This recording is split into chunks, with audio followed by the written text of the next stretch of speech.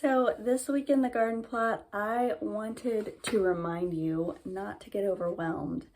It seems like this time of the season, there's no frost date to worry about, and it's everyone's rushing to see what they can grow, what they can purchase from the garden center.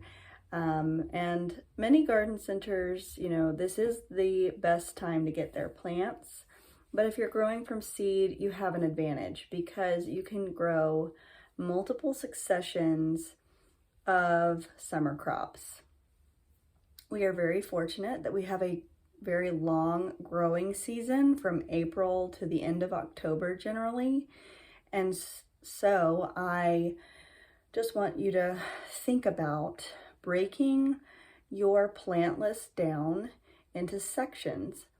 I am going to provide you with a kind of gentle guide on days to harvest is what you want to be looking for certain plants. So what I mean by that is on a seed packet, sometimes they will include the days to maturity or days to harvest. So the time from germination to the time it's mature and ready to be harvested.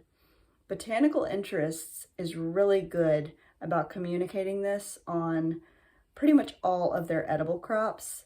They don't do it so much with their flowers. So that comes with experience. But like for basic crops like tomatoes and okra and eggplant, peppers, you can get a really good idea about how many days to harvest there are. So once you've figured that out, you can then say, okay, well, I can sow this plant anytime within this window. So generally, the window is anytime from April 15th, for example, to July 15th, you are very well within that proper time frame. So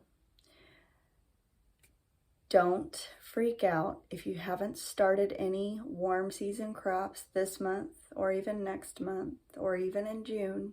You can wait until July if you want to sow most summer crops. Some exceptions would be sweet potatoes, which are very hard to find in plant form to begin with. You usually have to order those well in advance. And eggplants. Eggplants take a very long time from seed, so you can definitely sow that now and have time to harvest the eggplant. But those are really the two big exceptions here where we live in Charlotte, North Carolina.